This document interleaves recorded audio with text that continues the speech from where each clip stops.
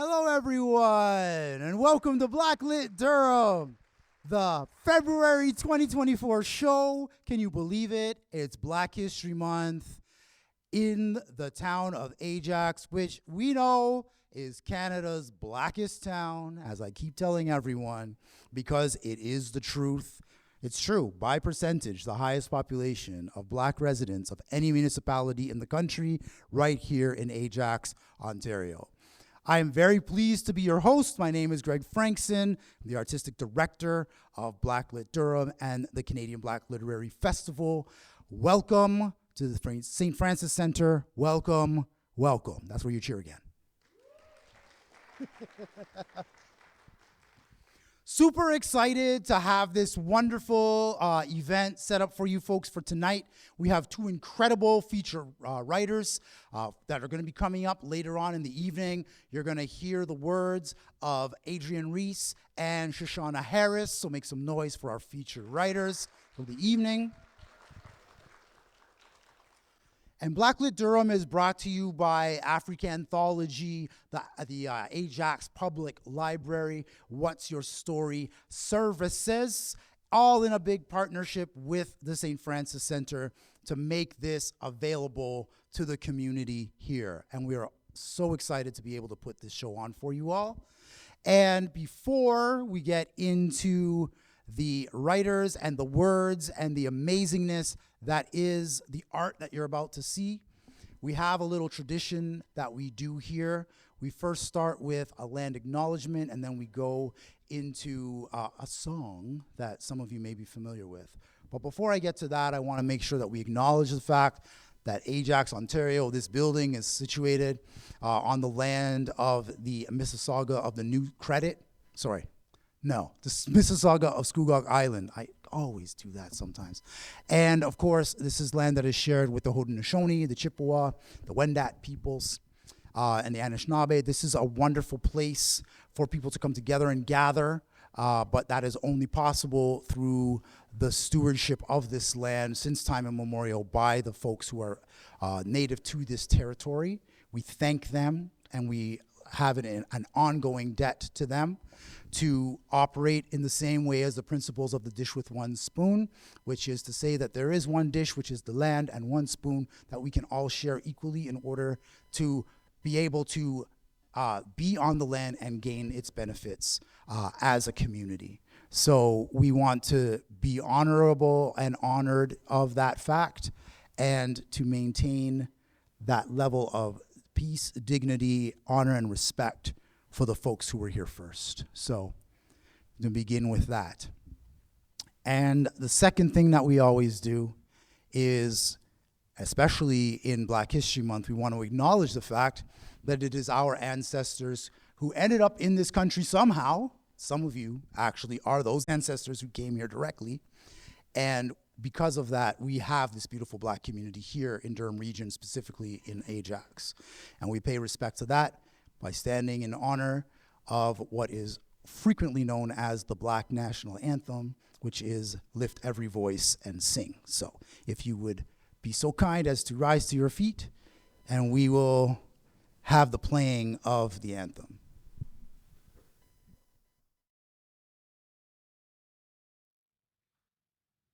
Lift every voice and sing, till earth and heaven ring with the harmonies of liberty. Let our rejoicing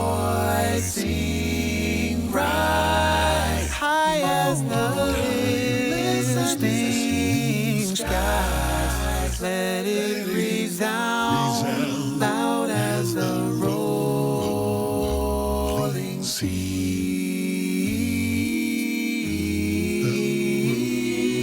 Sing a song full of the faith that the dark past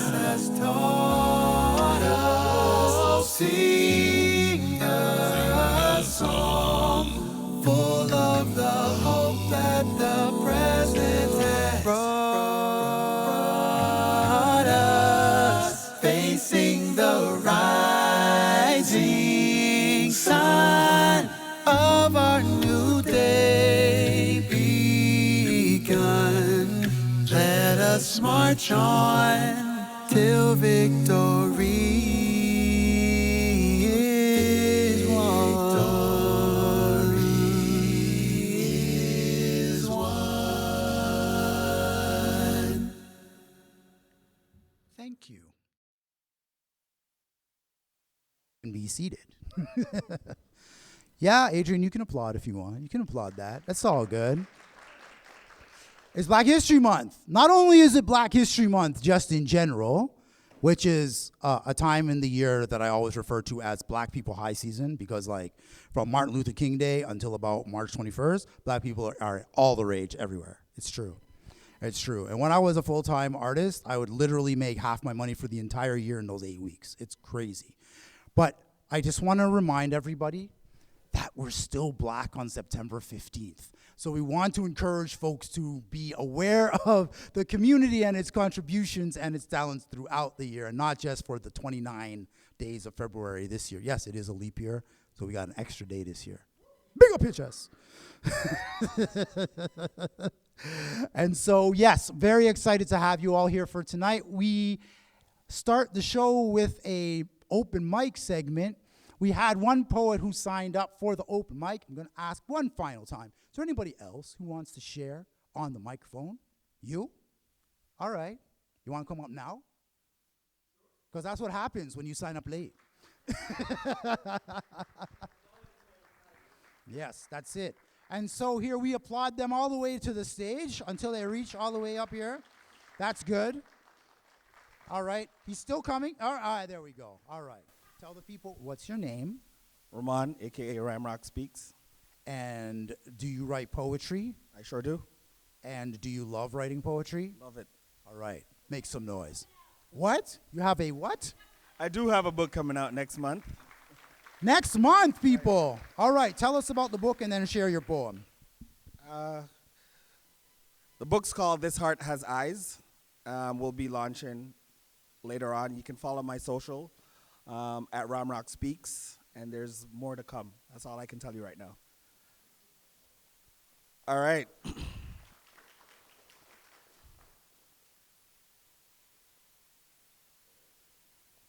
So this wasn't planned. Shushanna, who's a feature tonight, forced me to come up here.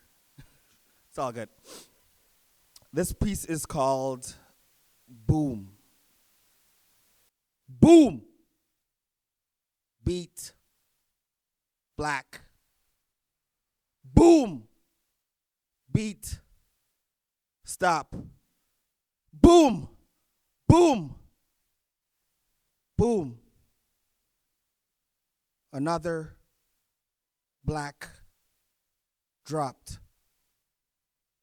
Another life copped.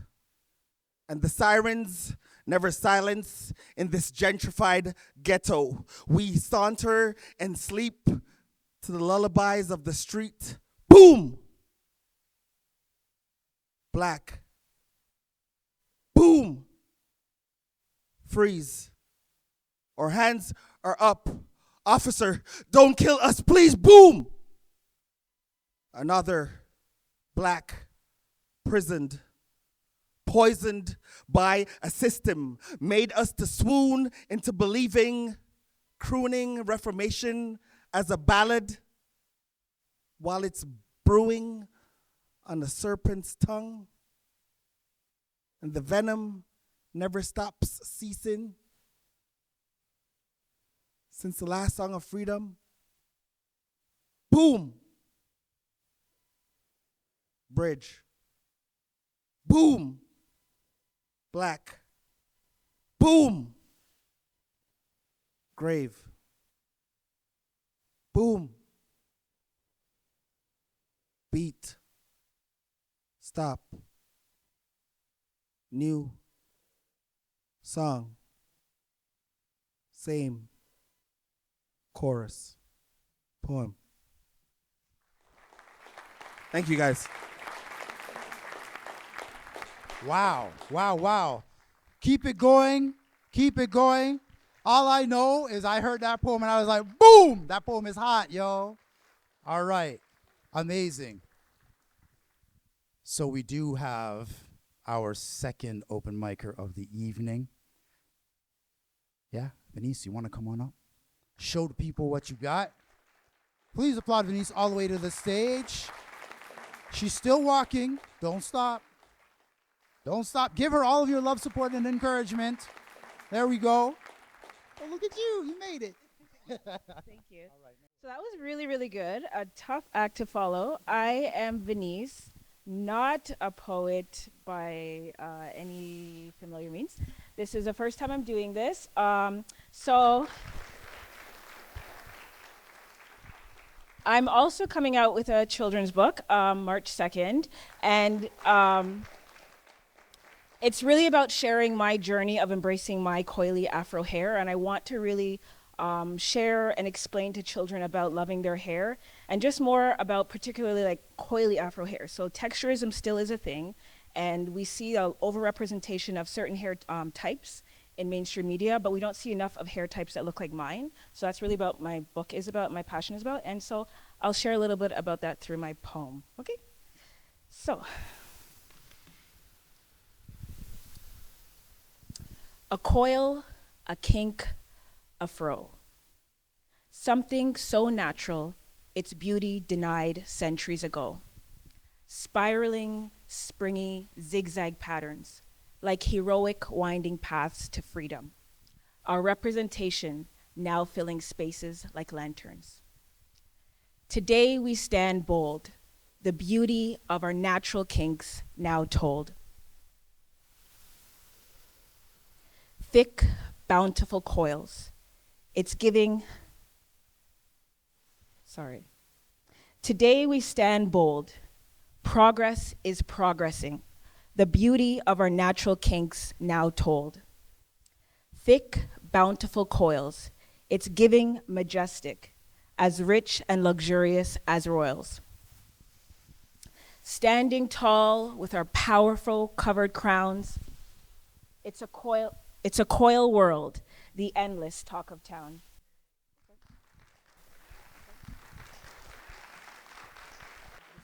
Terrific, thank you. One more time for Venice, everyone. And if that was the first time, there should be a second, a third, a 25th. All right? Keep working it. And then I see the cheering section was there. I got it all on tape. It's all good.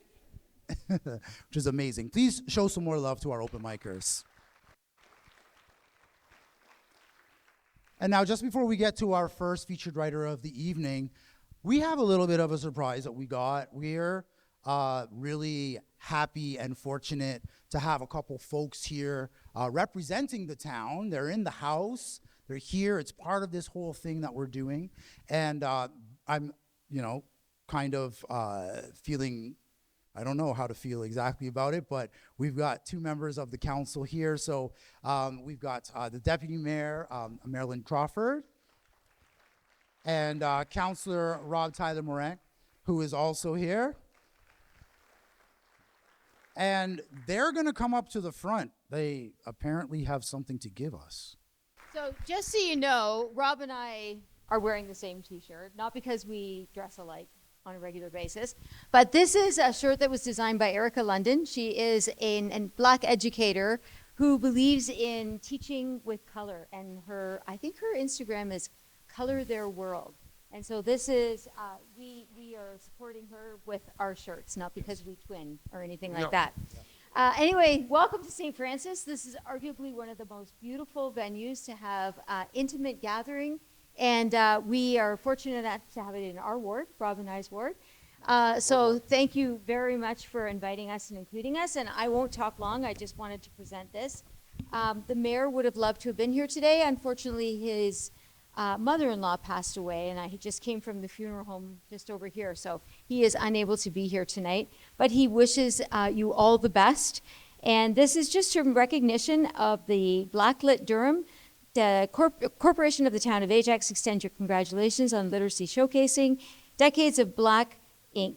Yes. Black History Month celebration. So on behalf of the mayor and the town of and the council, congratulations. Oh, thank you. A picture? Yeah. We'll take the pictures. All right. Everybody come on down.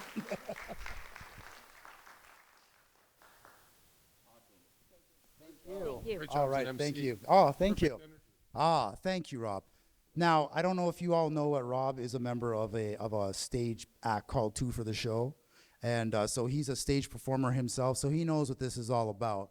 Ultimately, what this is about, it's about giving people the opportunity to have a space where they can share their words and their work with an appreciative audience. And so I appreciate you all who have come here as the audience, appreciate the town for recognizing what we're going to do. And also, you'll note that this certificate talks about the theme of tonight's show, which is Decades of Black Ink. How many of you are aware of the International Decade for African Descended Peoples? Anybody's aware of that? A handful of people. Well, 2024 is the final year of that International Decade. And so part of our challenge as a community is to say, okay, well, we had this spotlight for the last 10 years on Black and African communities across the entire diaspora. A bunch of folks don't even know it happened. So what can we do to build beyond this year so that people become more aware of the Black fact in the different countries where they're situated, and to be able to recognize their contributions, their talents, their achievements, and the things that they wish to do, the dreams that they hold for themselves and their children. So that's part of what we're doing today, is we're celebrating that, and we're celebrating the opportunity that we all have as a community to build something incredible through this series and build towards what we are going to be launching, the Canadian Black Literary Festival, a national and soon-to-be international annual gathering that will happen right here in Canada's blackest town. So let's take that opportunity to build something incredible. And now, having said all of that, I want to introduce our first featured writer. Now, this young man I have known about for a little while. I received a copy of one of his books. I flipped through it and I was like, dang, this guy, he's got some serious work. But then I saw a video of him on stage. I was like, the world is not ready. The world ain't ready for this. It's so smooth, so sultry, so powerful, and the energy that is going to be brought to the stage right now is going to absolutely blow your brains. Ladies and gentlemen, boys and girls, everyone in between, please welcome to the stage, Adrian Reece.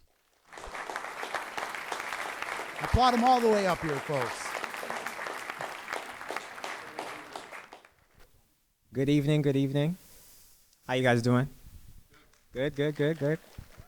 Okay, so we're gonna change up the energy right now. So I don't like the clapping. We don't do the clapping. This is spoken word, this is poetry. We keep it sexy, we keep it sultry, right? This is all I want. This is all I want from you guys right now, okay? So this piece that I'm about to do, I haven't done it before. It's Black History Month, so I had to bring something a little different. Usually, I'm a love poet, so I write about love in all fashions.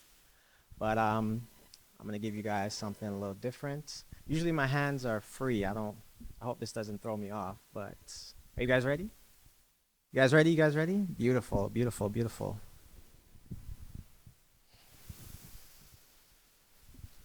I think about yesterday and what it means for tomorrow.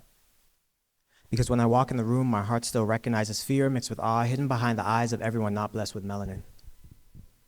So I write my history down carefully, filling encyclopedias with words just for them to come and burn them to cinders and replace them with pamphlets of subjugation. But my skin remembers everything. It traversed thousands of years to make it here with its memory intact. It recalls more architecture spread throughout the world than most would care to mention. And when it considers wealth, the vision of a destabilized economy comes to light because generosity is measured in gold. But our heroes were treated poorly. Our kings who were filled with purpose were led to an end stained with blood. An X used to be a man, now it's an app. X used to be a man, now it's an app filled with diaspora wars between black men and black women who love to hate one another based on an ideology from a faceless voice whose intentions we can't surmise, but we know that division is one of its tenets. All that and we're still here. We know history is written by the victors, that's why demons wear black skin. The enemy, they engaged us in a war we knew nothing about. Leopold spoke genocide. He passed it on to Hitler just to tell us forget about Congo, but remember the Holocaust. I'm tired of reading their stories.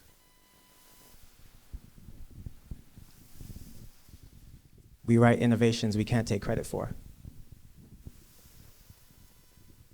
Black excellence becomes written in the annals of history as a one-off, while one person's mistake becomes race representative. Then they try and tell us who we are.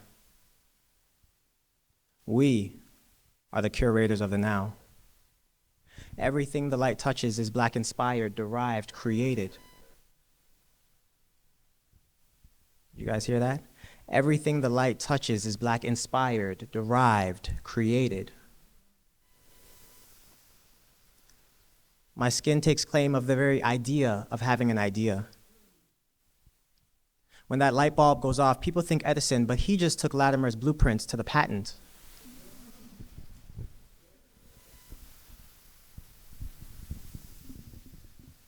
This world is my baby and my birthright. They try to tell us we're just guests, but we are the womb to their creation. We are the father to their inability. When they need something done, they come running to daddy asking us to fix it, and we take care of it, they take credit. We get up and do it again. They say, if you're studying the past and you're not upset, you're missing something.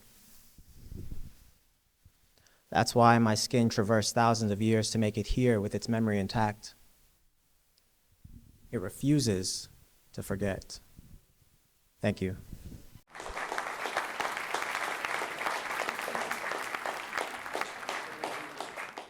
So like I told you guys, I'm a love poet. This next piece is about true love.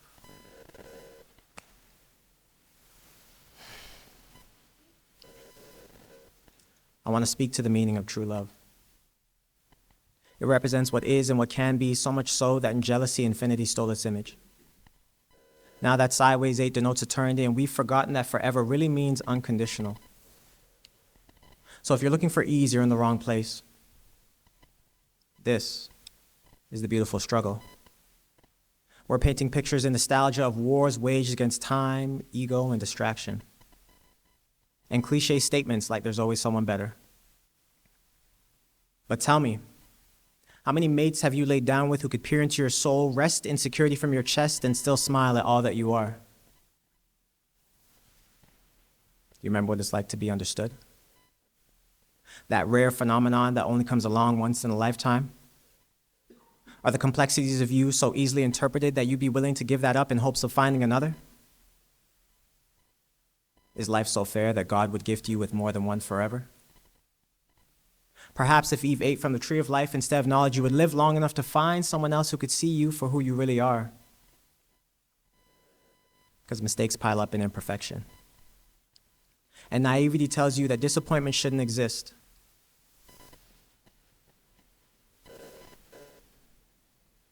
But can you guarantee you won't stumble? And when you do, should they walk away with the same fervor that plasters your face as when you see food coming at a restaurant? Our happily ever afters are marred by expectation. The truth is they exist, but on the battlefield where grace defeats hurt, its perpetual enemy every time it rises up. The problem is in our youth, we listen to Disney's tall tales of love, not knowing long ago Brothers Grimm wrote the story where the book ends and reality begins. So now we think in princes and princesses, comparing our partners to the fairy tales in our mind, and when they inevitably fail, we look at them and bellow, I'll never settle, from the same guts that'll never take us to the goal of old age with the ones that we love. Most of us are nomadic cowards, yet to realize true amour is the evolution into agriculture, so when a seed is planted, we know how to cultivate it. But everything is sweet in the beginning. Honey words drip from soft lips reflecting the crescent moon. It's not until it shifts to full phase that unconditional can begin to take shape. So if you think you were born in the wrong era, you're right where you should be. Your fickle feelings shroud hope and shadow, and at earliest inconvenience, your type of love is left by the wayside. You think you've got it all figured out, but when I open God's word for reference, I don't see your kind written in it.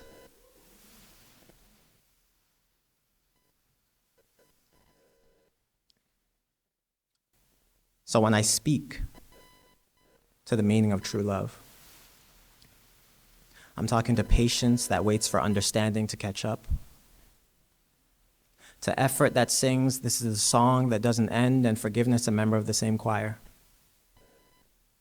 to kindness that walks unbothered across troubled waters, and to a memory that paints mistakes in watercolors so they are easily washed away. These are the ingredients that burn unconditional atop Mount Everest. But to feel its warmth, we must brave the cold. And so the mountainside is littered with the bodies of ill-prepared feelings. Love was never meant to be easy. It is the beautiful struggle. Forever is simply the same choice again and again. Each day weighs more than the last, and it was never meant to be bared alone. It can only be carried by two people with the same goal, walking the same path, refusing to give up. All so one day we can look back and not regret, but say, we made it. Thank you.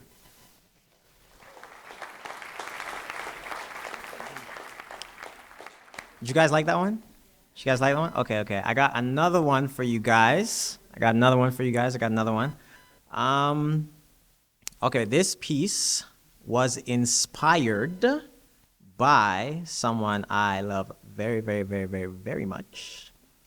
So it's intense. It's my favorite. It's there. So give me some of these. Okay. This is probably my favorite one to perform. So I'm going to give it to, I take every opportunity to put it out there. So you guys ready for this one? Okay, let's do it. After this, I'm getting off the stage, so I hope you guys enjoy this one. Okay.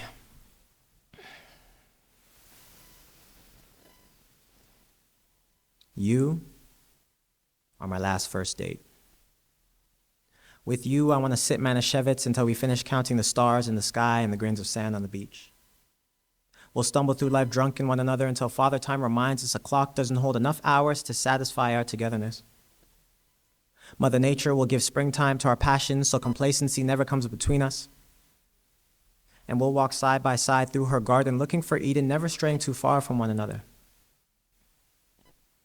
Sweet everything's whispered to the meaning of forever. They say nothing lasts, but maybe we will. If only in the lines of this poem do we remain intact, then I can speak to eternity. We can be the contemporary Pyramus and Thisbe, and in 1,000 years, when they dig up our skeletons and find us in intimate embrace, they will ask, how were we so devoted that we decided to live forever in one another's arms? I've never been here before. The single-mindedness of the permanent you and I together can upset the statistic that most relationships are doomed to fail. I need you now. Our union is the urgency of adrenaline battling anaphylactic shock. There is no tomorrow. The dawn sits too far away from sunset to guarantee that we'll live to see it, and I don't believe in fate. I choose you. I believe the same choice every day will decide if my child will have your heart and my smile. I want to write our names in the sand and intentionally immortalize them in gold, cradling its fragility like the newborn we share. And if it ever shatters, I'll ask God to change my purpose from poet to glassmaker so I can spend a lifetime recreating us in his image.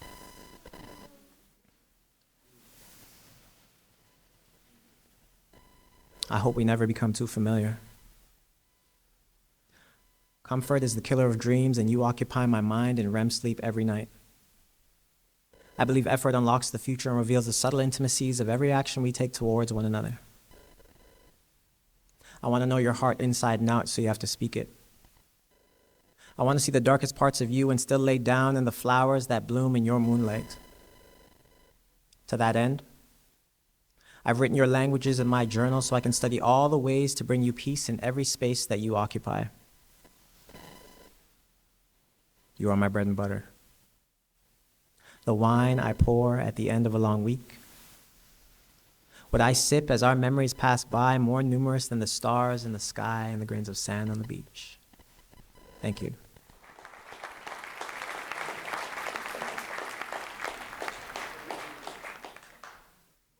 That's all I got for you guys today. But you guys can go to my website, see other events that I'm at, adrianreece.com. You guys can purchase my book, connect with me, send me a message, Instagram, social media, anything like that. But I'll be back on stage later so you guys can learn more about me. But thank you very much.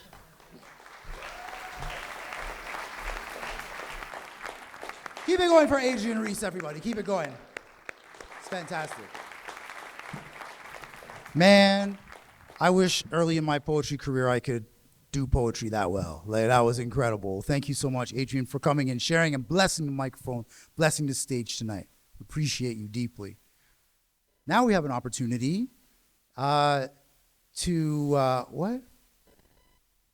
What? I looked up and it was like, "Ah!" I'm like, what am I doing? Okay, now I know that you wanted me to vamp for like 2 or 3 minutes, right? You don't need me to vamp anymore? Okay, good, because I didn't feel like vamping anyway. You were coming up right now anyhow.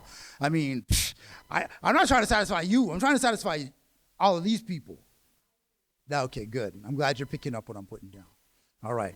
Ladies and gentlemen, you can see that we have a really good ability to banter back and forth. Like, Shushanna has been coming to these shows from the beginning. I got introduced to her. I was told that she was a poet, that she was just starting out, that things were just starting to pop, and da-da-da-da-da. And I was like, okay, so let me see. And she's like, I don't want you to see my poetry. And I didn't see it at first, but then I saw it later, and I was like, dang.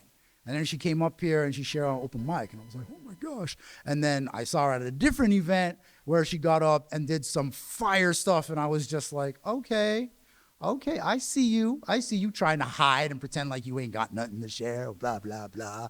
But we got it all straightened out. You're here with us tonight. I am so excited. This young woman, she's got her stuff together. She is an academic. She is a firebrand. She has words to share and a message to just absolutely, like, burn up your brains, all right? Are y'all ready for this? Because it was like, you just dealt with the earth and the water, now you about to get some fire up in here, all right? Ladies and gentlemen, please make some noise for Shushanna Harris. Brought her all the way to the stage, y'all. Yes, all the way to the stage.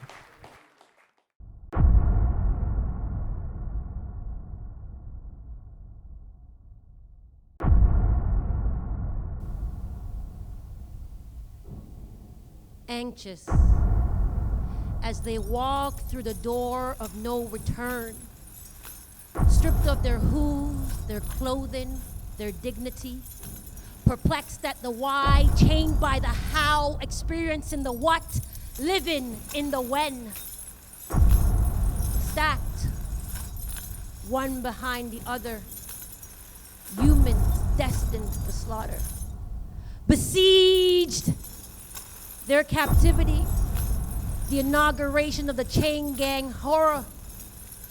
Iron bound them together by their necks, treating animals with more respect. Sun beating on their black skin, a familiar feeling, yet the feeling is foreign.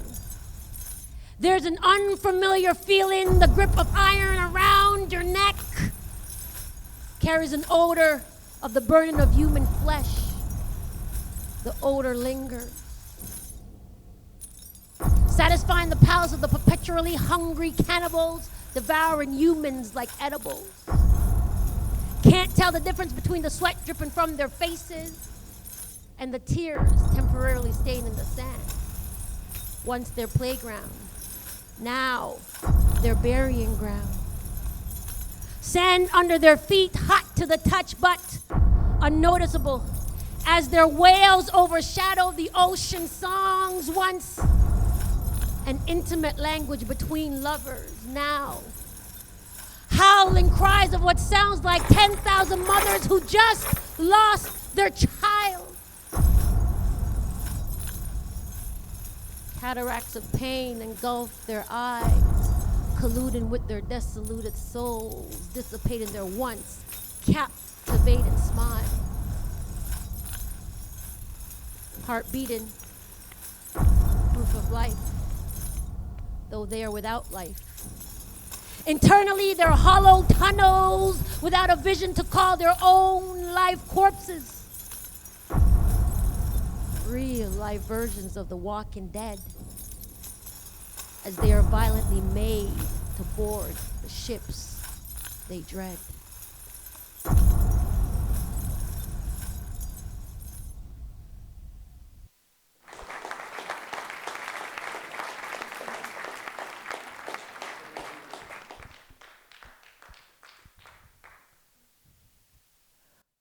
swallowed whole, devoured flesh, aboard the ships they dread. Death's presence is potent, a motley of feces, urine, body odor, starvation, punishment, a death that can only be lived, administered by design. Vultures pick at their souls' last home, black bodies. Lucrative property, though not the recalcitrant kind. Chains capture their defenses. Tears capture their defenses. Beatings unveil fears translated into submissions. Her screams as the predator tears her seams, a reminder of their powerlessness. So they wept. Tears converged, monsoons into memories of living, as they're coerced into this purgatory as the living dead.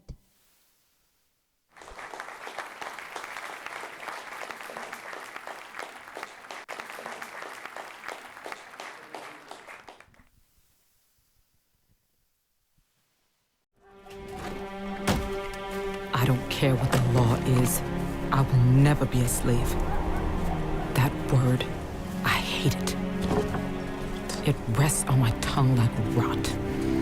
Peter, how does it feel to get paid for your work? There are rumors freedom's coming for us all. Freedom, you know that's all I want. Chloe, careful. Vroom men would rather sell you across the river to America than let you go free. Then I'll run. I've run before. Maybe this time for good. No! No! Just get her into a boat. No! Chloe! Chloe, no! Let me go!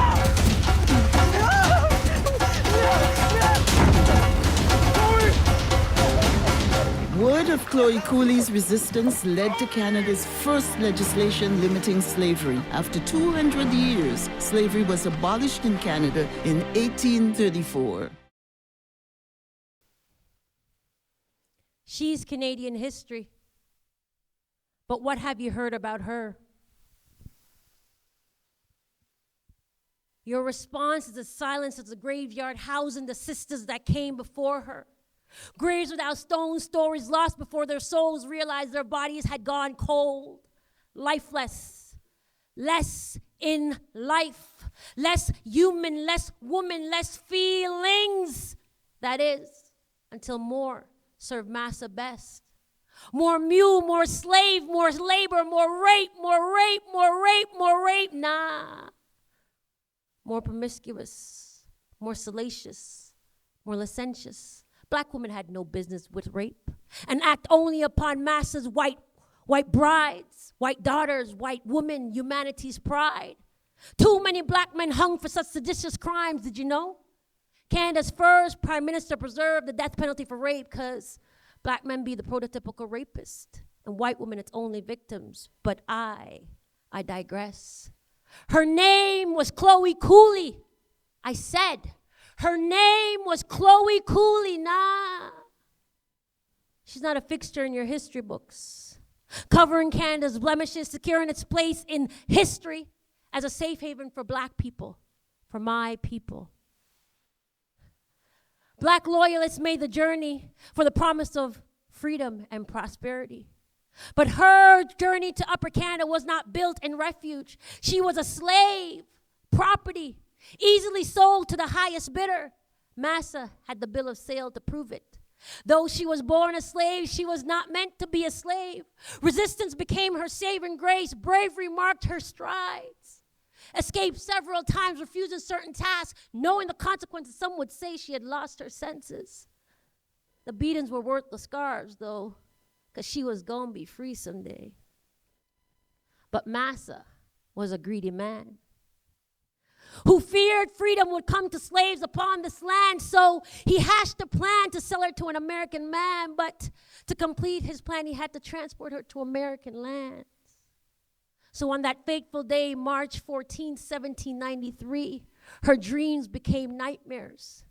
Massa and his henchmen took her by surprise, beat her, tied her up, violently forced her onto a boat, carried her across the Niagara River where she was sold to an American man. Fiercely she fought, but not even her screams made them relinquish their dreadful plan. That was the last we heard of Chloe Cooley, but she's embroidered in our history. Her struggles and screams did not go unnoticed, traveling to the ears of Lieutenant John Grace Simcoe, becoming the catalyst of Canada's first and only anti-slavery law. Did not banish slavery, nor did it free slaves, but it placed limits on its practice. Banning the importation of slaves, freeing children born to female slaves by the age of 25. You see, Canada attempted to bury this history. But I and others alike will ensure its longevity.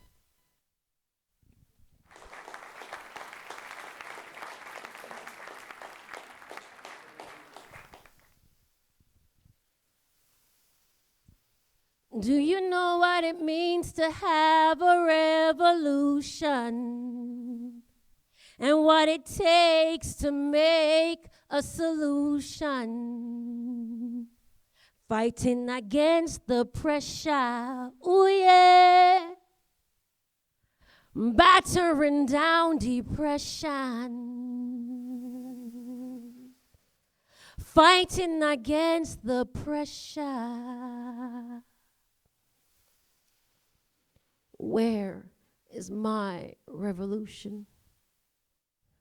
I'm in a state of mind confined. Can't seem to detangle this colonial state of mind. Feels like a minefield, explosives hidden to the naked eye. One wrong step, pieces of me undefined. My mental and physical existence, war zones, constantly fighting within, constantly fighting against the pressure. That is society's measure of me. I am under attack. It's pleasure watching me self-destruct. Instructions from its manual to achieve continuous oppression. Keep black people in a state of depression. Blackness, the true Great Depression. Longevity witnessed from the hells of slavery to the 21st century. Poverty or assignment, our children are educationally starved, destined to repeat a cycle that sees them behind bars. Specialized housing with built-in scars. We are dropping like flies while white supremacy sits back with a smug smile, believing it has won. It has successfully suppressed my kind. Do you know what it means to have a revolution? And what it takes to make a solution? Fighting against the pressure, ooh yeah. Battering down depression. Fighting against the pressure. I'm in a state of mind. Fighting to disentangle this colonial straitjacket of mine have left me in a place clearly defined as anger. This is my revolution. This is my revolution. Intent, not destruction, but it's a viable solution. I didn't come this far to come this far. Ancestors paved the way. Hear their voices. Don't give up. You're too strong. The oppressors were wrong to prolong my depressed state. Ill-advised, because in this state is where my anger lies. Giving me the audacity to look them dead in the eye. Ancestors by my side reminded me that I am a soldier for the cause. Many are called, few are chosen. Many are called, few are chosen. Stand your guard, chosen one, ready for battle. For as long as I'm standing on the battlefield, white supremacy will have to yield. That's its only option. This is my solution. This is my revolution. Are you ready to stand up and fight the right revolution? Are you ready to stand up and fight it just like soldiers? Many are called, few are chosen. Many are called, few are chosen.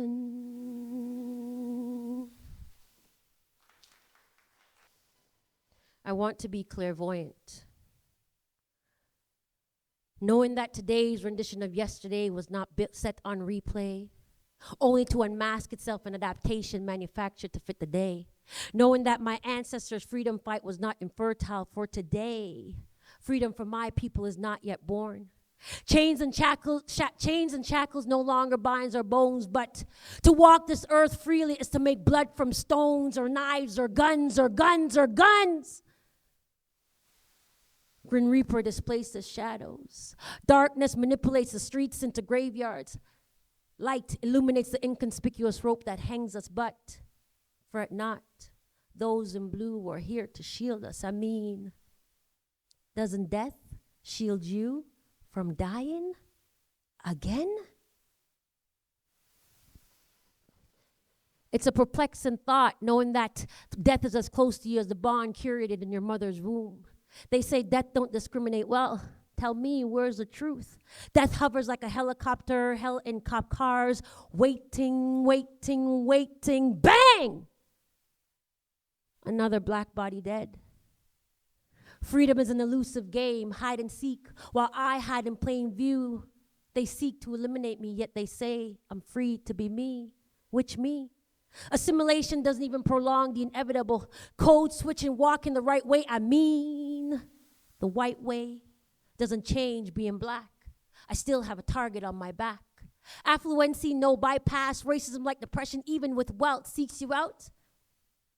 And in its truest fashion, decapitates you. Freedom is an illusion, a product sold, a marketing campaign, brainwashing the masses. Believing you are free, you become their puppets. Playing Russian roulettes with your kins, not realizing you're doing their bidding. Emancipate yourself from mental slavery. Freedom starts from within. Black people, today we ain't free. Shackles and chains no longer binds us, but we're like bowling pins.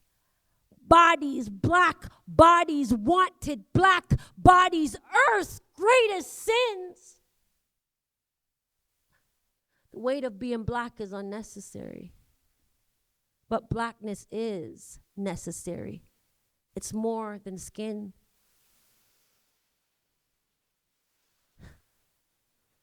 Say that again. The weight of being black is unnecessary, but blackness is necessary. It's more than skin. It's a culture, a teacher, a contractor, an architect.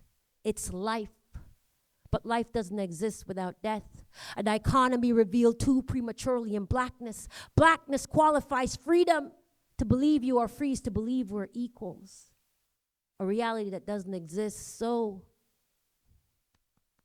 I want to be clairvoyant, knowing that today's rendition of yesterday is not set on replay, only to unmask itself an adaptation manufactured to fit the day. Knowing that tomorrow will birth our freedom, and the fertility of my ancestors' freedom fight will set the tone of the day. Poem. Thank you.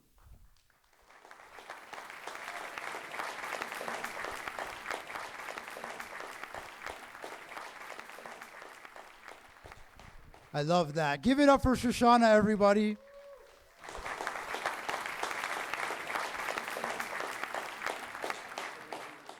This is how you know that it's been a great performance, because, you know, she doesn't tell you it's the last poem. She just does the last poem, and she walks over to the side of the stage and she goes, I'm done. Okay. So one more time, everybody, for Shushanna and for Adrian, our wonderful featured writers for the evening. So now, you know, it's Black History Month. I'm sure that all of you know that since we started doing this show almost 2 years ago now, I've had the privilege of being the host. What some of you may not know at this point, because I've been doing it for so long and not doing anything else, is that I'm actually a poet myself. And so I would like to, just before we head off for the break, if you will indulge me, I would love to be able to perform one of my poems for you this evening, if that's okay with everybody in the room. So I am a Jamaican-descended, first-generation Canadian. How many others of those can be identified in the room at the moment? First-generation Jamaican Canadians. A couple. People who are first-generation of any description. Hands. Any folks here who came to Canada themselves as immigrants? Any hands? Oh, we got a few of those. Sweet. Okay. So I say this because, when I was growing up in Scarborough, just living my life as a little black kid doing my thing, every so often I would get asked this question that really used to tick me off, and frankly still ticks me off to this day. I'm sure that any person here who's been an immigrant or a child of immigrants has heard this question before and hates to hear it. Any idea what question I'm talking about? Where are you from? No. Let me ask that again. I said, where are you from? Because black folks are definitely not Johnny-come-lately. Our contributions are critical, central, and stately. When Champlain claimed New France for the Gaul with the crown, who did he have with him to guide him around but Matthew da Costa, who knew the lay of the land, and the languages spoken we know he could understand. But how would he know them unless he got here before the man credited with breaking new ground in our lore? The sheer gall with which power tries to silence, suppress the pain and the triumphs of my people, I guess time is now I say something and make myself clear. My home is here.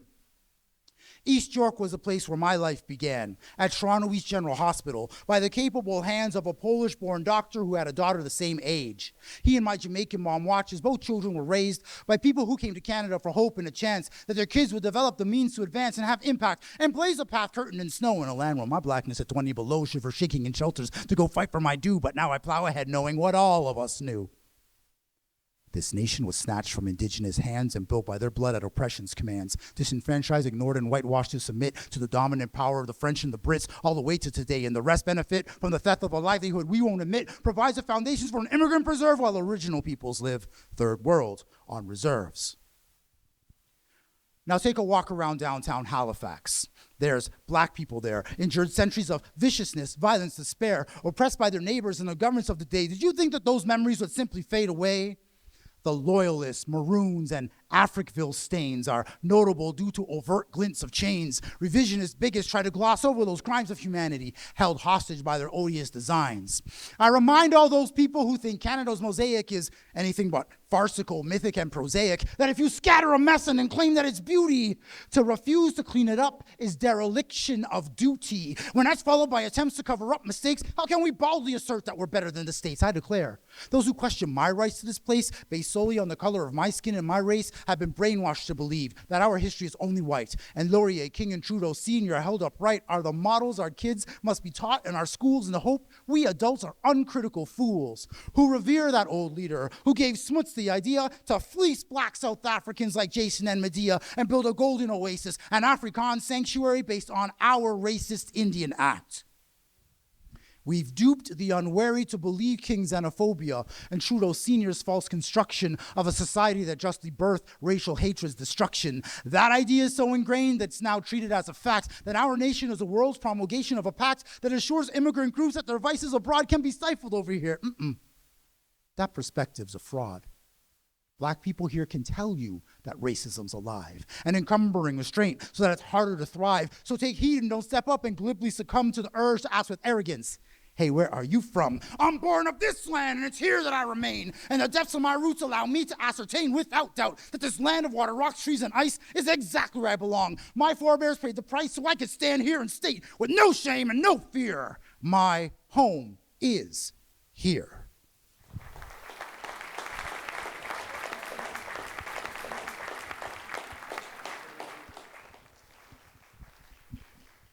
And you know what else is here, folks? food, snacks, and good things. All of the wonderful things that you can collect, look at, talk about, snack on. When you go back out into the front foyer area, we have some Black business people, local people who are here in this community, who are outside available to you. Please take a look around. Go and talk to Shushanna, have a little chat with Adrian, talk to the counselors from the town, have a good time. We're gonna take a little break, give you a chance to go out, stretch your legs, get something, take a pause for the cause. And then when we come back, we're gonna have Adrian and Shushanna and myself up here on the stage. We'll have a little fireside chat kind of outlet so that folks can have a conversation with us and we can have a deeper talk about what's happening throughout all of these decades of Black ink. So we'll see you right back here in a few minutes. Thank you all so much, and I hope you've enjoyed the show so far. And so it begins. And so it begins. Oh my gosh. I don't know if you heard that, but Shushanna's already talking smack up here. Oh, as we get, I know, right? She didn't even wait for everybody to get down and get settled or nothing. She's just like, I'm better. All right, straight, So did you folks enjoy your break? You went outside, you got a chance to check out some things, get some snacks, right? And, and some beautiful, did you folks check out the products that were there from Greatest Blends? It's our newest vendor, wonderful. Like the young woman who was there, she's made all of those products herself. It's not just like she bought it from some supplier. No, she's created that stuff herself. So please, when you come, support everybody who's part of the show. Our vendors are doing the very best that they can in order to put their products out into the world and to support their families. So let's make sure that we support those business people so that we can continue to create greater prosperity within the community. You hear what I'm saying? I hear that. Right? Okay. And now we're back. We've got our two features on stage with me here. And for those who haven't been here in the past for our little discussion period, how this usually works is that I'll start off just by asking our features a couple of questions just about things that are going on, and then we're going to open it up to all of you. So if you have things that you want to share with the features, questions that you might have, stories, anecdotes that might fit, please feel free to share them at that time. And it's real easy and carefree. Like we're trying to keep it simple up here. All right? So don't be shy. Let it fly. All right? Sorry. Whatever I mean for love. Wow. See, Shushanna's always giving me a hard time, man. She's always giving me a hard time. So let me start with that. Shushanna, so why are you always giving me a hard time? Because it's fun. But one of the cool things actually is that level of camaraderie that you end up being able to develop. So my understanding coming into to this evening's show is that the two of you are very familiar with one another. And, as artists, and I'll ask each of you to respond to this, as artists, how important is it to you to be able to be connected to other Black artists who are interested in the things that you're doing, and how does that help you to grow as artists yourselves?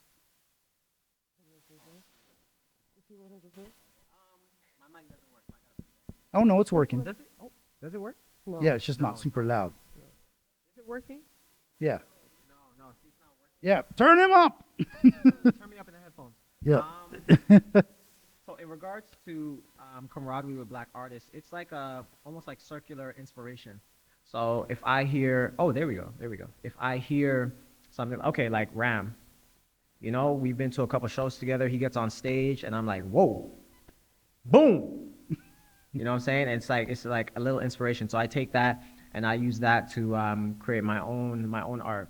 That's something that a lot of us. So we need that kind of community to feed off one another, right? Because everyone has different experiences. So if I meet an artist, I see an artist, I follow their work, I get inspired by their work, and that helps me to create my own unique style of art and things that I can share with other people. And I hope that when I perform or I have something that I create that inspires others as well. Nice. For me, it's about confidence, right? Because going into this as a poet, I didn't have a lot of confidence. And meeting Judith, meeting Ram, meeting certain people, they just kind of instilled that confidence in me to make me want to do better. Judith kind of got me into the point where I'm able to come on stage and do these things, right? And share these poems with you. And I never really wanted to do that, or never wasn't able to do that before. I've always written poems. I shouldn't say always, but for the past 3 or 4 years, I've written poems, but I've never really performed them. But meeting people like Judith, like Ram, like Adrian, made me want to, like you, made me want to get up and share my poetry with people. And the good thing about it is, like, I'm hearing that when I do my poetry, a lot of people say it's inspiring to them. It's powerful. I have something to say, and as a Black woman, that's very important to me because we've been shunned. Our voices have been locked down. We're not able to. Our voices are not projected as it's supposed to be, and this platform gives me the opportunity to do that. And I really appreciate being in that space with people. Like, for example, with Ram, I call him my mentor, and he's kind of like put me out on another level to try different types of poetry, right? So it's very important to be able to have allies in the community in this field. So it's important to me. That's interesting. Like the things that both of you were touching on, I think ultimately speaks to another thing that I find very important in this process of being a literary artist, of sharing words on the page and on the stage, which is around voice and around the formation of voice. Mm-hmm. So both of you are relatively young into your experience sharing out loud in front of audiences with your art. But of course, you've been who you've been since you were a child, mm-hmm. and you have a sense of who you are. How does the way that you've grown up influence and impact the way that you see your artistic voice? And how do they influence one another? And what are you learning from that process? I'm a Jamaican. Okay? Big up. I'm a Jamaican woman. And I was raised in a Jamaican household with women who, some of them are hypocrites, but they have voices. And they've always been able to, and given their bad ways, some of them that do have the way, they've always taught me to say how I feel, express my feelings, and don't be afraid to express your feelings. And I've carried that throughout my whole life. My friends know this. You know me, you know I say how I feel, I do what I want, I say what I'm thinking. Sometimes I probably shouldn't, but it gives me the opportunity when I'm writing these things down on paper, when I'm writing my poetry, and I'm able to express myself as a Black woman. And I said, I'm an advocate for Black women voices, for empowering Black women, and making sure that, as I said, because our voices are not heard as much. When you talk about Blackness, you're talking about Black men. When you talk about women, you're talking about white women. You're not talking about the experiences of Black women and how we feel in certain spaces. So for me, everything that I do is about empowering Black women and enabling them to have that voice where some of them may not have the voice. I'm going to do a shameless plug right now. I am doing a PhD. And thanks for turning me off, sir. I'm doing a PhD, and in my third year of my PhD, and I'm doing it on basically domestic violence in the Black community and Black women's treatment by the police, and how that has impacted Black women in making decisions to pick up the phone and call the police if they need help. So again, even in my work that I'm doing, in my PhD, this is something that I want to carry out because I want, as I said, giving Black women empowerment and allowing them that space to say what they feel and how they feel is the top of my list. And another thing is, as a lawyer, that is actually a very difficult thing for me to be able to express myself in my field. Again, because being a Black woman, it's hard in a field that is run by white men. But this here gives me the platform, my poetry and my PhD gives me the platform to be able to express myself how I want to express myself and how I think other Black women would be inspired by me expressing myself. So I do it not just for me, I come up here not just from, even though at times I'm very nervous, I was very nervous tonight, but I do it because I want to inspire other Black women to be able to come and say, if she can do it, I can do it. Right. And just give yourself that voice. Nice, nice. Adrian. That was so selfless. Like I'm a bit more selfish. I think my artistic, I guess, core would be kind of returning to how I was before a lot of things in my life happened. So we grow up, we have experiences, we have good times, we have bad times, we have traumas. And yeah, like just writing poetry, like my artistic expression has been like reverting me to the core of who I was before I had these things that kind of veered me off from my original. Obviously, like, you know, we still mature, but there's like a core of you that always remains the same, right? I said, I'm a love poet. I write about love. That is my predominant topic, right? But not just like, when you think about love, you think about the concept of husband, wife, boyfriend, girlfriend, these kind of aspects. But it encompasses so many aspects of life and how we do things, right? So when I say, when I'm talking about love, I'm talking about the truest essence of what it is, the truest essence of who a person is and how they interact with the world and how they shape their thoughts and how they, you know, do things, their inspirations, their motivations. So when I'm writing things, it is to show people that your traumas from whatever has happened to you, your experiences that's not who you really are. We are born, like if you think about it, when you come out the womb, your default love is unconditional for your parents. And for that to change, something really, really, really severe has to happen, right? A lot of us are Caribbean. You know how hard it is to have Caribbean parents. It is one of the hardest things in the world to have Caribbean parents. And like you said, you're first generation, I'm first generation. Every first generation kid who grew up here with parents who came from back home, Lord, that's pressure, right? We still love our parents at our core. We can take that same concept and make it how we live our lives overall. Yeah. Right? So in my means of writing, and I kind of fell into it because when I started writing in 2017, 2018. I was just writing about anything. I really didn't have direction. I was just expressing. I found that I am one, like love is the most powerful feeling in the world. It's the most powerful thing in the world. Yes. And it's what drives everything that we do. An overabundance or a lack thereof is what drives the things that we do. Yeah. Right? We work hard for our kids. We work hard for our families. Why? Because we love them. We work jobs we don't like because we love them. We do things, or the opposite. We do things to hurt someone because we at one point loved them. Yes. Right? It's like people say, hate is not the opposite of love. Indifference is the opposite of love.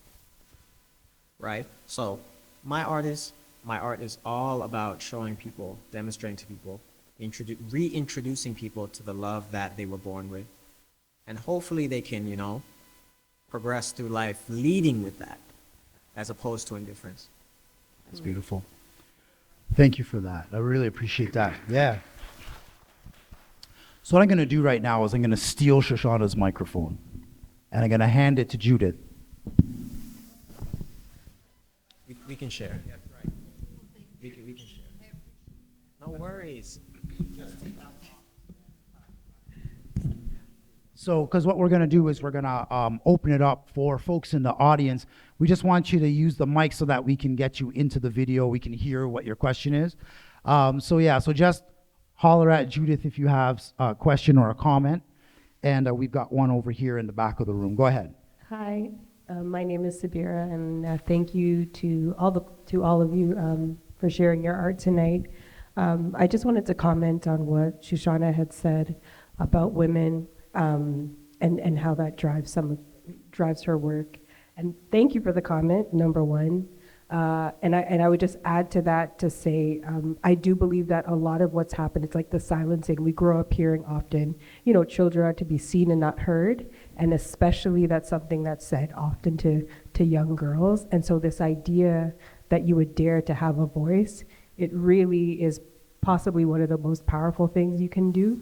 And so I just really appreciate that that is something that's centered. And I think for both young women, for adults, because sometimes it's the idea that you have a voice that, some older Caribbean women may say, oh, you think you're this, you have too much to say. And I also view that just can sometimes come from a place of fear. And that's also the same thing that can sometimes drive the immigrant experience. Mentioning that sometimes it's really hard having Caribbean parents. And as a first generation, what happens? They come here, they've worked really hard, but it's often because they've seen what it means, or they believe that they must do this thing because it's the one thing they can control. They can work hard, they can control that. Racism, the other things, the isms that they've experienced in this, in this new land, and how it's affected their lives can often come out in a fear, which then comes on to us as young people. And so I'm saying that because I believe that there's a level of empathy that we can build as we come of age for them.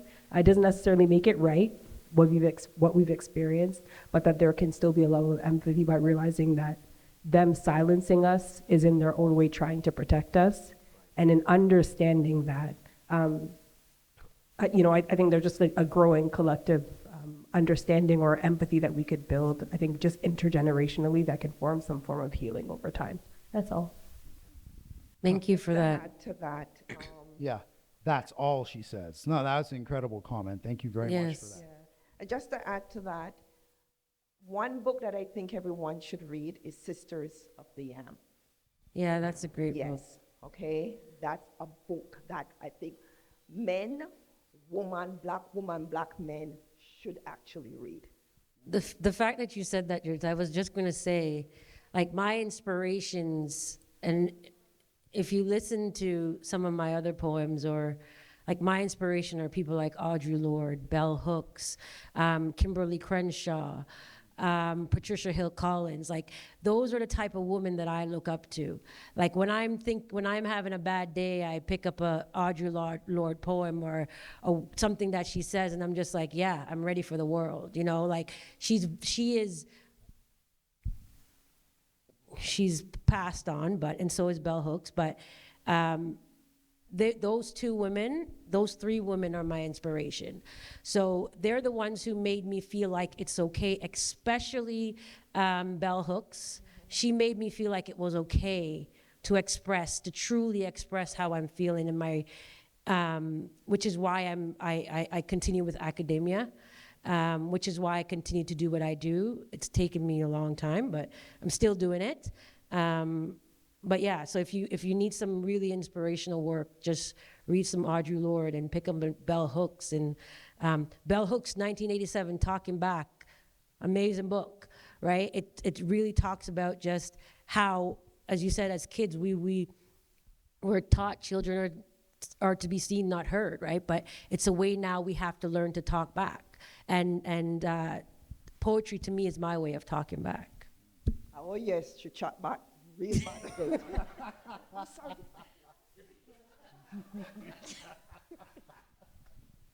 Oh, Lord. Do we have other folks in the audience who have comments or questions for anyone up here, or just something that's on your mind, something that's sparked in your mind that you want to share with us? Like, we family, just talk about whatever.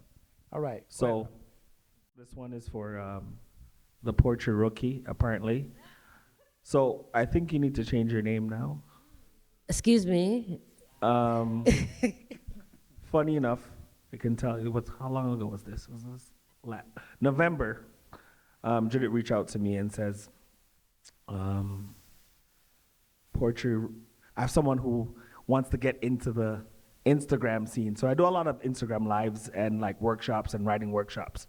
Someone that wants to come onto the scene, and lo and behold, it was someone by the name of Poetry Rookie 1. And I'm like, Poetry Rookie? So she came to a couple of my shows, and we started doing mentoring and like writing together. And I'm like, where's the rookie? Right?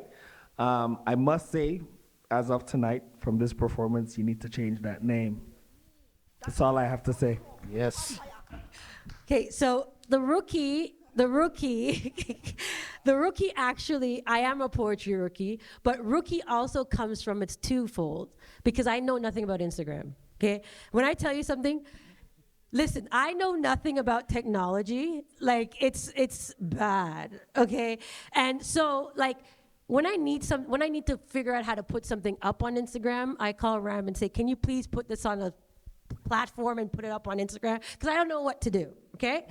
So that's where the rookie comes. That's part of the rookie. So it's twofold. One, for my poetry, because I think I'm a rookie. Even though I've been writing for years or whatever, I don't think I'm up to the standard where I can say I'm more than a rookie, right? But I appreciate people telling me that I'm not a rookie, but it is what it is. What are you saying? First of all, yeah, I don't really know anything about technology. This is the one who came up here with our slideshows and our music and the whole thing. Yeah, I don't know nothing about technology though. Nothing at all. And I must be a poetry rookie. Did you see her get up here and just rah, rah, and have umans walking around here trailing chains and things. And I'm like, I don't know any poetry rookies who could pull off a performance like that. Okay? So I would like to make an interjection here, and I would like to suggest that Shushanna Harris can be declared the Rookie of the Year, and then we can move on. You are now a sophomore, no more rookie. Thank you. I appreciate that.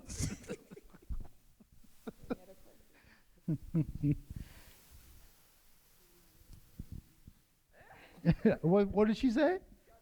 The name before she leaves the room. Oh, okay, before she leaves. No. Okay. Baby steps. Baby steps.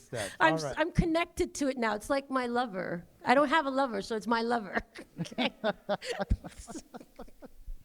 All right. Are there other folks? Please go ahead. You can share whatever's on your mind. We're good. Like, okay, there's one at the back there, Judith. She'll just give you the microphone, and we'll go from there. Thank you. Hi. Thank you so much to both the performers for your contributions today. My name is Darshika, and I've been coming to BlackLit Durham for a couple months now. I first saw Greg last year at Black History Month at the Region. You blew me away, and then I was just like, where do I come for more of this?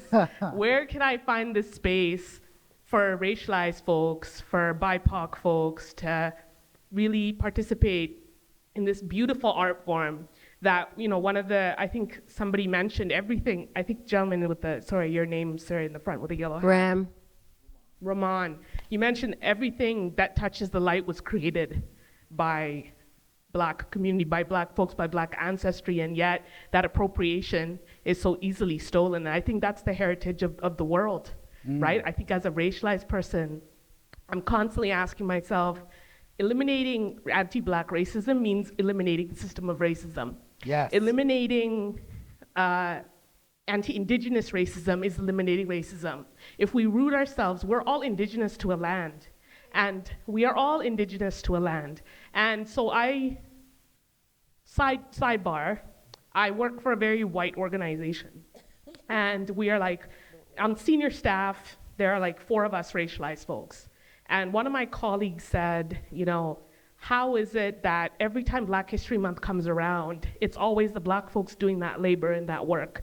So I'm like, they're expected, my 2 Black colleagues spoke up, the staff lawyer, and then the professional development specialist, and then the AID specialist. They're all Black women. And so they're looking at me like, oh, Darshika, what's Darshika gonna say? So then white folks in this room say, oh, they deny their voices. And then they're expecting me to side with that. And I say, I benefit from anti-Black racism, and this is how that happens. It happens in the school. It happens from the time I get immigration access to this country. It happens in the way that I access education. And it happens in the fact that I'm sitting in this chair as opposed to a Black person. They don't know what to say. They didn't know how to respond.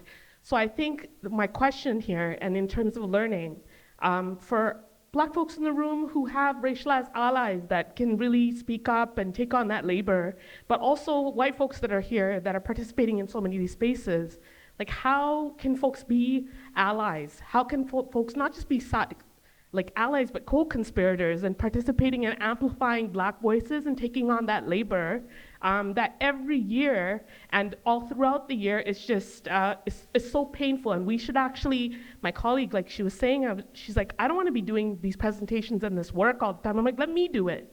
Right? Let me take that on. But then you should be sent on a spa day during Black History Month. Like, the company should be paying for you to, like go idea. enjoy yourself.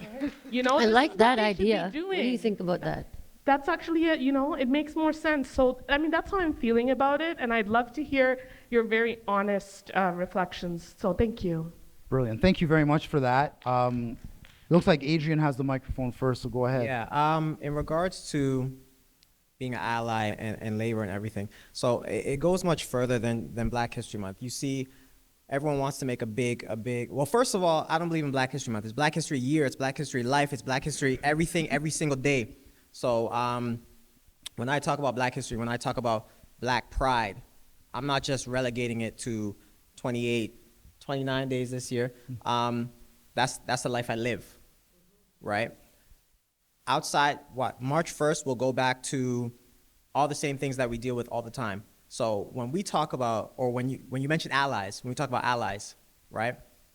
Unpopular opinion, when we bring up the phrase BIPOC, Black, Indigenous, People of Color, we Black people are literally, we receive racism from white people, and then we receive racism from every other race as well.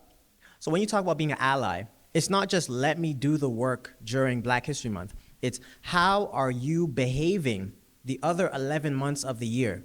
What are your perceptions? What are your ideas? What are your thoughts? How are you approaching Black people, specifically Black people, the other 11 months of the year? Because you see the things that we go through. And you're right, you guys will have similar experiences, but we get it from everyone, literally everyone. There is not a place in this world a Black person can go and not experience racism.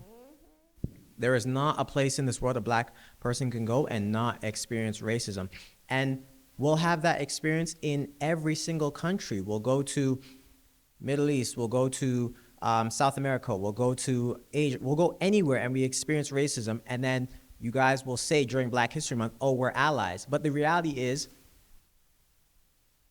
are you guys really our allies in more than just your words for 28 days, right? How are you guys behaving for the rest of the year, right? Because we're literally fighting a fight.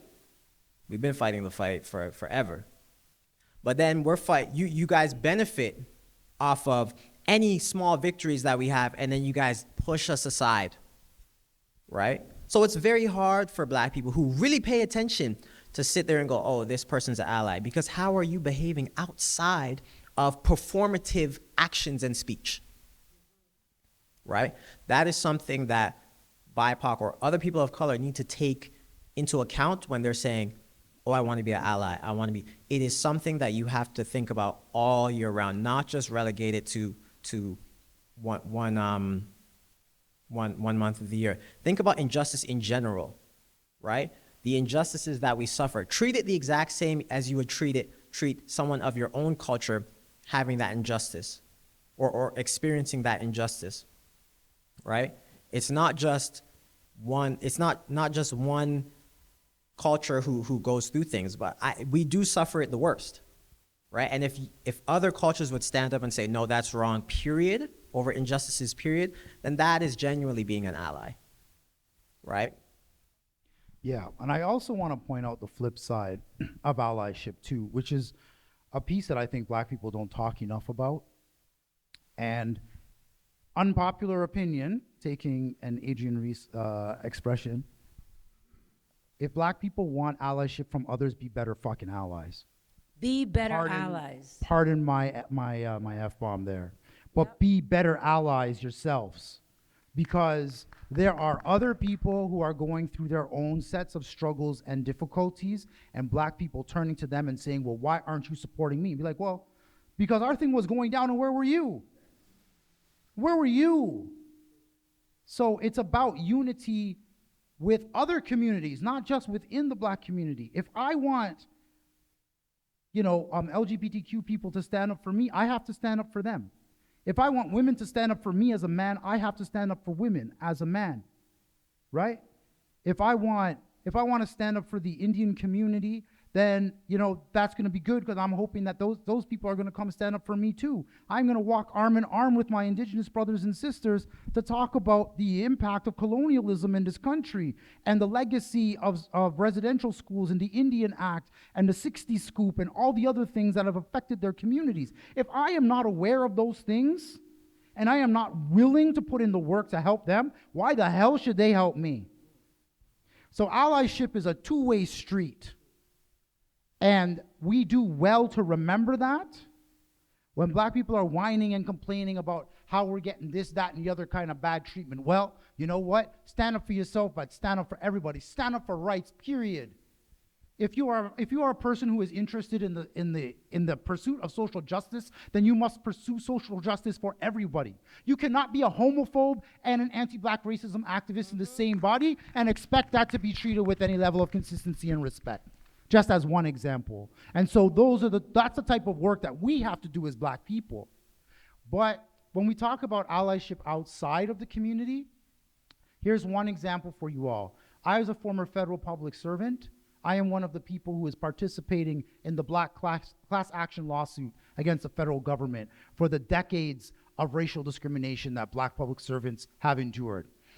We've gone through all of this, and part of what the secretariat that is pushing the case is asking for, and looks like is going to get, is an amendment to the Federal Employment Equity Act to create Black people as a separate category outside of visible minority. And the reason why that becomes necessary is because the actual level and depth and pervasiveness of the racial discrimination that Black people suffer gets subsumed within that broader category, and it gets silenced, it gets overlooked, it gets lumped in with other people, and so you can't see just how specifically difficult it is for Black folks in those scenarios. So you have to break that out so that we can actually start to fix the problem. When we talk about allyship, it's about understanding why those kinds of processes have to happen in order for anti-Black racism to be properly addressed. And so when we ask allies for their support, it's to be able to do things like that, to put those issues into its proper perspective and focus so that they can be properly addressed and they can no longer be subsumed into other people's issues or denied or set aside. Those are the types of acts of allyship that are going to help the Black community to move forward.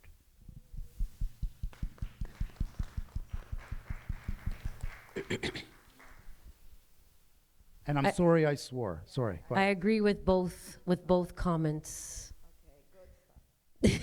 I don't really have much to add because they both were bang on and kind of touch on what I was thinking as well. But I just wanted to say something like, I just think a lot of people need to understand their privilege. And not knowing your privilege is where you go wrong, okay?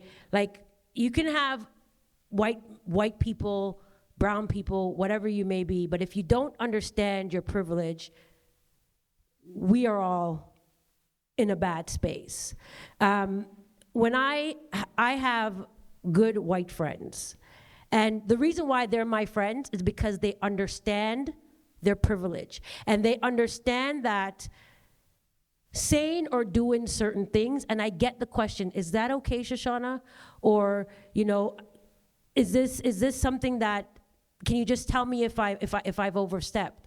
And the fact that they can come to you and talk to you and you can have those kind of discussions with them and they're willing to learn and understand how strong that privilege is and what that privilege means to me as a Black person and how I'm treated as a Black person because of their privilege. And not only that, like how their privileges make them benefit from the fact that off my people's back, because this country I'm gonna say this country has yet to properly recognize slavery in this country. And it's very frustrating because 200 years of slavery happened in this country, right? And we were not taught that in school. You were not taught that. When I learned Black history in school, it was about Martin Luther King, Malcolm X, and those aren't Canadians, right? So for me, if white people don't understand truly what their privilege is and how that privilege works, and is able to use that privilege for the benefit of others, of the benefit of Black people, because there is a power in that privilege, right? There's a power in coming to me and saying, okay, Shushanna, how can I truly help you? Instead of ignoring my feelings and what's been said to me or what's been done to me. And the friends that I have, that's why they're my friends, because they understand that. They understand what it means, this connection. They understand. They want to learn about this history in Canada. They want to learn about the things that are happening in our country. They want to learn about Black history. They want to know, and it's not that they want to know because it's a fad. It's a trend now for people to talk about Black people. It's not about that. They want to know because they truly want to be a part of the fixing the problem, right? They know that they are the issue, but they want to be a part of fixing the problem. And I can appreciate people when they come to me and talk to me about that when I see it from that end. My boss the other day before I went on vacation came to me and he sends me an email. Shushanna, it's Black History Month. I'm the only Black person in this office. There's 7 of us. Shushanna, it's Black History Month. Can you do a presentation about Black History Month? That's microaggression. He doesn't get that. I haven't been able to address it properly yet because I'm all bubbled up and I really want to tell him to say some very wrong words. So it's just, I need to be able to address it. But that to me is a person who doesn't understand their privilege, is a person who doesn't understand what is happening, or they may understand their privilege, but they don't care, right? And it's very frustrating for me to be able to walk into an office like that and knowing that this is what I'm in. This is the atmosphere that I'm in, right? So to be honest, it's very hard for me to take in white people and other people of color when they're trying to, and when they're trying to tell me that they want to be my ally. I'm very, I don't trust people, right? I'm watching you because I'm like, because there's something that you can say and you don't even know what you're saying, but it's so racist, right? And so I'm always watching. And that's the thing, it's ingrained it's even ingrained in some Black people, which is unfortunate. That's why Bob Marley, emancipate yourself from mental slavery, right? Yes, I understand the time. Yes, ma'am. Yes, thank you, right? So it's just,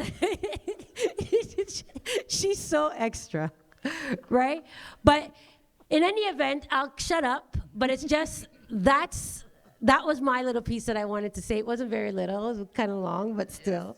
Yes. My bad. Yes, her little big piece. My little big piece. That's it.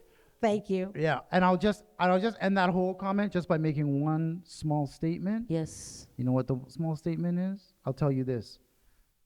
The best allies to any group of people are the folks who do the work and do not identify themselves as allies.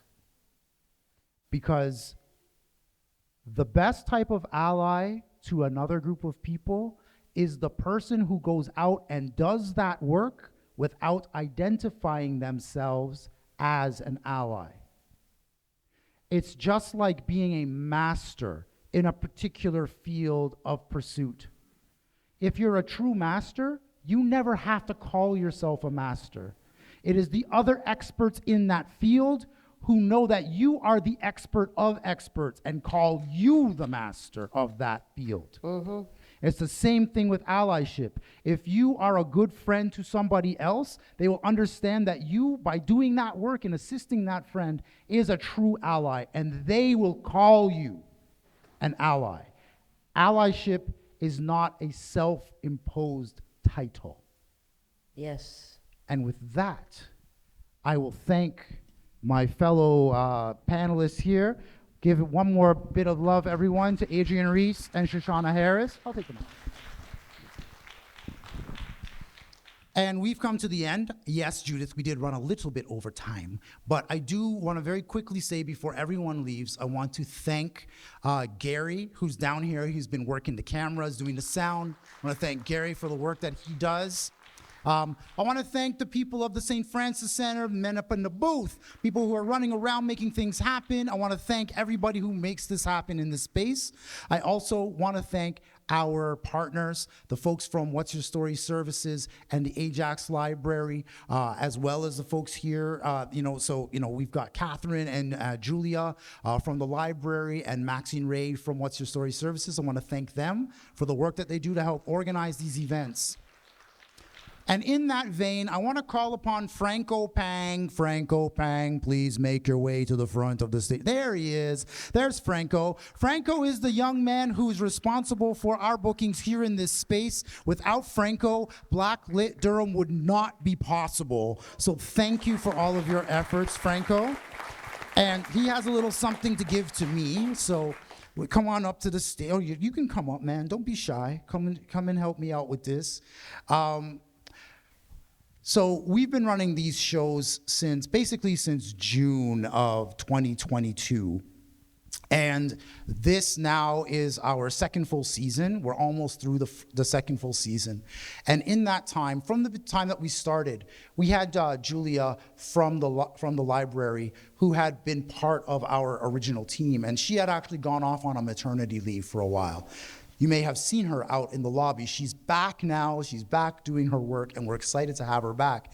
But in the meantime, while she was on maternity leave, we had Catherine step in and really help us to continue to run the shows, to make everything possible, to make sure that our artists were being funded, that our space was available, doing a lot of background heavy lifting just to make sure that our show could continue to be at the level of quality that it's at.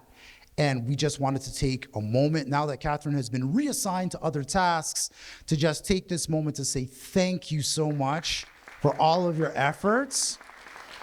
We have a very piddly little, expression of our appreciation for your efforts.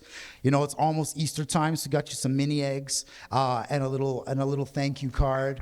Thank you so much for everything that you've done for us, and we appreciate you. Our next show comes at the end of April. Please be here, back in this space, the last Wednesday of April. What is that, the 24th? Something like that. It's the last Wednesday, whatever that day is, it's the last Wednesday. Just make sure you come true, all right? And, bring your friends, bring your other friends, even if they come from G-Way or wherever they come from. Bring all your people, all right?